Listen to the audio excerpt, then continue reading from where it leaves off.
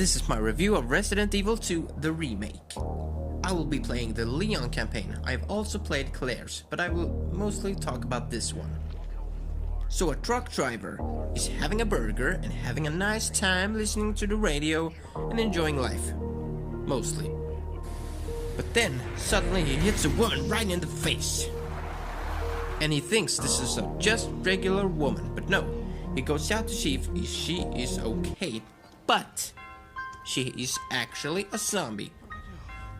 So he's pretty much scared that they killed someone, but no. Later we see Leon that's headed for a gas station, probably to get some more gas, obviously. But no one's there, and everything seems wrong. So he investigates further and see what he can find out. There's a policeman inside saying that something is in their store. So he's headed in. Now we're meeting the first zombie in the game, and he's pretty much hungry. We try to escape, and then we meet Claire, and we save her ass by shooting a zombie in the head. We take a police car and head to town. Now we have to split up, because the roads are blocked all the way. So Leon is headed to the police station. And he closes the gate so nobody can get in. He hacks into a computer and sees that some officers are alive and tries to help them. Now let's talk about the new gameplay mechanics. Instead of the original, which is more of a tank control, you now get a third-person view. You can use the camera any way you like. And the lights are very important. Because in the original, it's more bright, it has more colors. This is more dark. So you're going to have to use your flashlight as much as you can. And remember, this is a remake. So don't use any comparisons too much, okay? So you can walk around as much as you like. You don't have to use the D-pad or anything. You just walk straight forward. And you can turn the camera how much you love to. And you can find items all around the game. The old game had this weird blocky look, but that's because of the PlayStation era. Now as you can see, this is how he moves. You just push forward and he walks forward, basically. But you have to always turn, which it could be quite annoying sometimes. And when you meet an enemy, it automatically aims for you. So you just aim and shoot. That's simple. Now if we look at the new one, let's just say this, it's dark. It's very dark. But in a good way. It has some amazing graphics, and the gore and horror is here at full force. It's pretty amazing how the shadows can be one of the enemies, because you never know, oh my god, is that an enemy or is it just a shadow? You'll never know, and that's the best thing about the game. Also, there's a toilet. Now you could be walking around and then suddenly something would happen, which could be great for the atmosphere. That's the best thing about this game, it's atmosphere. Now you could save the game by going to a typewriter like this one. And you'll have your weapon slot. So you'll be having your items like ammo, first aid kits, your shotgun, grenades, more and less. So you could have them right in your inventory. And these are very important, you have to be very careful. And you also have a map where you can see if you have forgotten some items in some rooms, or if you have some rooms that you haven't searched enough in.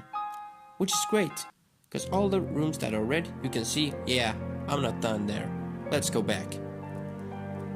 So also, one great thing is that you have this black box where you can store all of your items. If you're done with them, or if you want to keep them for later parts in the game. And let's just say that you have a lot of puzzles in the game, which is awesome. And no, they're not as tricky, but sometimes you have to go back and forth. Like this one, you get a notebook and you have to find 3 different coins. But if you want to find this point, you have to get a bomb, which you have to blow up this shit. And doors have special keys to get into, which means that you have to search a lot to find the correct one. The enemies are awesome. I gotta say, these are one of the best looking zombies ever. And they are so aggressive.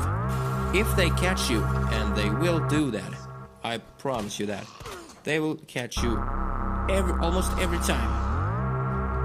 But the best thing is that you probably want to shoot them in the head. That's probably the best thing to do. Try to ignore shooting anywhere else, because the head is the most critical part. Also, you really have to think when it comes to ammo. Do you want to use it on a zombie or enemy? Or do you want to try to escape it? That's one of the best things about this game. You never know. You never know. Am I gonna run past this guy or am I gonna shoot him? That's up to you, because ammo is not something you find everywhere. So you better get used to that. And if you want to go right ahead to, for example, liquor, you could probably die very easily, like this. Or you could use the smart way, which is to sneak around, because he has no eyes, so he's pretty much, yeah, blind. So you can walk super slowly, yes, super slowly, as like this, and then he doesn't see you. So you don't have to waste any ammo or health. So now we could just sneak by, and everyone's fine. So you really have to think about this one.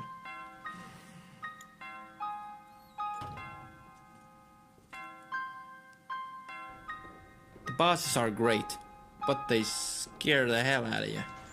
You never know when they're gonna appear, and when they appear, you have to think fast, because they're gonna kick your ass.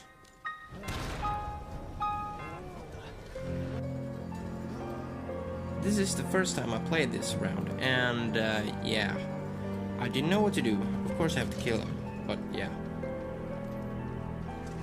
We also have dogs, and yeah, you pretty much want to kill them, because they will follow you around very much. But there's one thing that makes the game horrible. Not in a bad way. In the original, at one point, a massive giant called the Tyrant, or Mr. X, will appear. And he will stalk you throughout the station. But he will stalk you through the station at specific points of the game. Also, he's pretty slow in the original. But in the new game, well, let's just say, in the new one, he appears out of nowhere, and he is very aggressive, to say the least.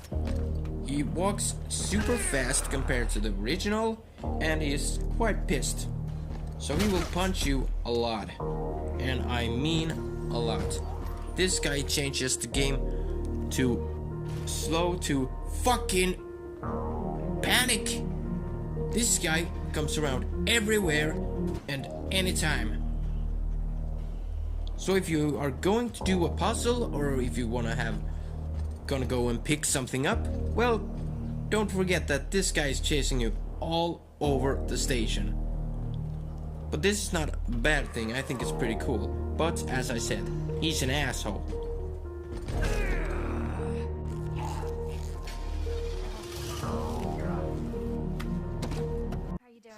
When you play as Claire, it's not the same story. No. It's very much different from when you play as Leon, which makes a good replayability. I gotta say that. And yes, the Tyrant appears when you play as Claire also. So yeah, he is pretty much up your ass all the time. But do you want to pick this game up and play it? Well, of course you want to. If you're new to the series, it could be a bit tricky if you never have played any Resident Evil games, but you probably could get used to it pretty fast. And yes, you have to remember that, oh my god, why can't I get in here? Yeah, you need to check around and see if you can find some keys or items further in the game, because maybe you find a door that you can't open, but you have played more than half of the game, and then suddenly, oh, I can't go back in there now because I find the item. So yeah, I gotta say that this game really, oh my god, I can't tell you how many times this game scared the shit out of me. I mean, the enemies pop out of nowhere, and the shadows makes you cringe every time you see it. It's like, ah. So yeah, this game really deserves all the credit. I have had a blast playing this game, and if you want to have a blast playing it, then just go pick it up. I gotta say, it's great. So now let's finish this off and say thank you to everyone for watching, and I give this review on very nice review. Mad Max my lord out. Thanks for watching, and remember, this is my first review, so if I suck, yeah, it's true.